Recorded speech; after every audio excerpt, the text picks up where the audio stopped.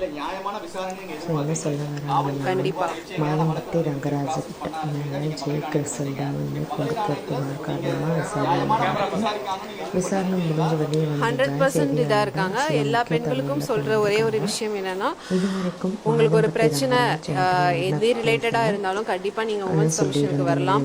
ஏன்னா வந்து ரொம்ப உங்களுக்கே தெரியும், நாங்கள் நிறைய இடத்துல கம்ப்ளைண்ட்ஸ் கொடுத்து வந்து இது பண்ணியிருப்போம். பட் இவங்க வந்து இமீடியட் ஆக்ஷன் எடுக்கிறாங்க. ஸோ அதனால் பெண்களுக்கு எந்த ஒரு பாதிப்பும் என்ன ஒரு பிரச்சனை வந்தாலும் நீங்கள் கண்டிப்பாக உமன்ஸ் கமிஷனுக்கு நீங்கள் வந்து அப்ரோச் பண்ணலாம். அதுவும் ஒரு காரணம். எல்லாமே ஃப்ரைடே தான் எங்கள் 2 பேரையும் ஒரே அறையில் வச்சு விசாரித்தாங்க. சில ஆவணங்கள் கொடுத்துருக்காங்க, ஆனால் இன்னும் முழுமையாக விசாரணை முடியும் இருக்கலாம். வரும் வெள்ளிக்கிழமை இதுவரை நடந்த விசாரணையில் மாதம்பட்டி ரங்கராஜ் என்கிட்ட நேராகவே பேசலை. ஆனால் இன்றைக்கி நடந்த விசாரணையில் என்கிட்ட நேரடியாக பேசியிருக்கிறாருன்னு ஜாய் கிறிஸ்டல்டா சொல்லியிருக்காங்க. அது மட்டும் இல்லாமல் ஆரம்பத்தில் புகார் கொடுத்துருக்கப்ப சரியாக நடவடிக்கை எடுக்காததற்கு அரசியல் பின்புலம்னு நினைக்கிறீங்களான்னு ஒரு நிருபர் கேட்டதுக்கு அதுவும் ஒரு காரணம் தான். இன்றைக்கி தான் எங்கள் 2 பேரையும் ஒரே அறையில் வச்சு விசாரித்தாங்க. இதோட முழுமையான விசாரணை இன்னும் முடியலை.